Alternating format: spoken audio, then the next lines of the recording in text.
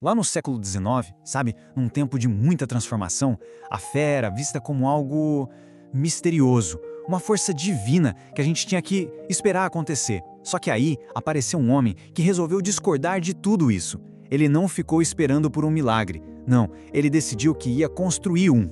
E esse homem era o arquiteto de avivamentos, Charles Finney. E é aqui que a coisa fica interessante. A pergunta que ele jogou no ar simplesmente incendiou a discussão da época. Pensa bem, será que uma transformação espiritual em massa, um avivamento, é algo que dá para planejar, para executar, em vez de só ficar esperando cair do céu? Para muita gente naquele tempo, isso soava como uma heresia, uma ofensa. Mas para Charles Finney, para ele aquilo era o mapa do futuro. E quem você acha que era o cara por trás de uma ideia tão radical? Não era nem um místico, nem um sonhador. Pelo contrário, era uma mente afiadíssima, sabe? Forjada na lógica, na lei, um homem que enxergava o mundo com a precisão de um advogado no tribunal. Então, para a gente entender esse arquiteto da fé, a gente precisa primeiro dar uma olhada no advogado. Porque, olha, antes de sequer pensar em subir num púlpito, o Finney era o rei do tribunal. Foi ali, no meio de códigos, de processos, que ele meio que aprendeu a ver a alma humana como um caso a ser vencido. Esse era o Charles Finney. O cara era a própria razão em pessoa. Brilhante, intenso, um mestre em argumentar. Sabe aquela religião mais emotiva, cheia de sentimento da época? Aquilo não dizia nada para ele. Para ele, a fé tinha que ser sólida, quase como uma prova num tribunal. E a Bíblia? Ele não lia como um devoto, não. Ele lia como um advogado, com uma lupa, analisando cada palavra, procurando por leis espirituais, por princípios lógicos. E essa cabeça de advogado, ela nunca o abandonou. Pelo contrário, ela definiu completamente o ministério dele. Imagina a cena. Quando Finney subia para pregar, ele não pregava, ele argumentava. A igreja virava um tribunal. A congregação era o júri. E a alma de cada pessoa ali estava no banco dos réus. E ele exigia um veredito, uma decisão. Ali, na hora, sem volta. Ok, mas como é que uma fortaleza da razão como essa vira um vulcão de fé? A resposta, olha, não está em nenhum livro de lógica. Está num momento de colapso total.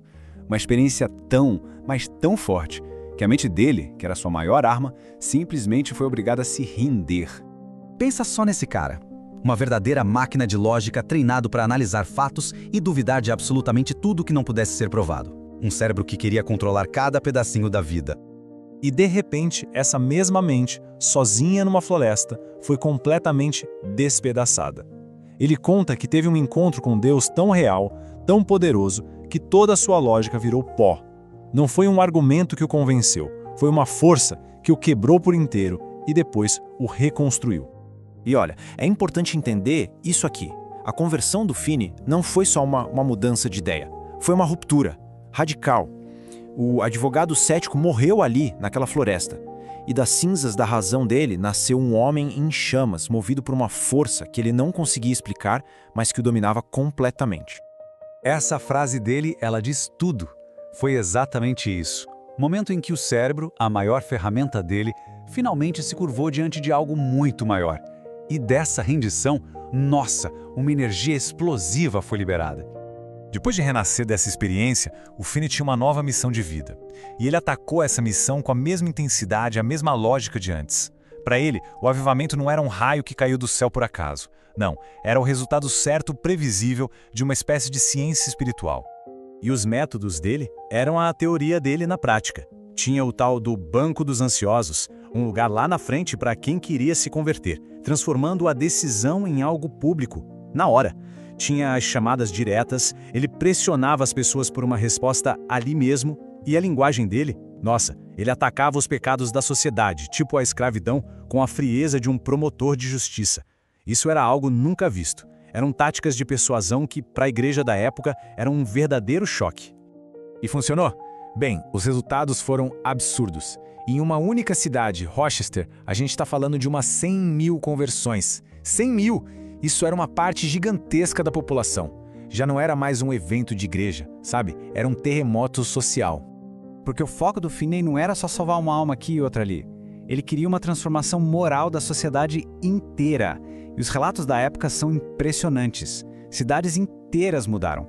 O impacto era real, concreto. Tavernas fechando porque ninguém mais bebia, o nível de criminalidade despencando, era uma mudança que dava para ver na rua. Claro que um cara como Finney, uma verdadeira força da natureza, não ia passar pela história sem causar polêmica, né? O legado dele é complicado. Tem muita gente que admira, mas também tem muita gente que critica. É uma herança que é celebrada e questionada na mesma medida. E a influência dele foi muito além da igreja.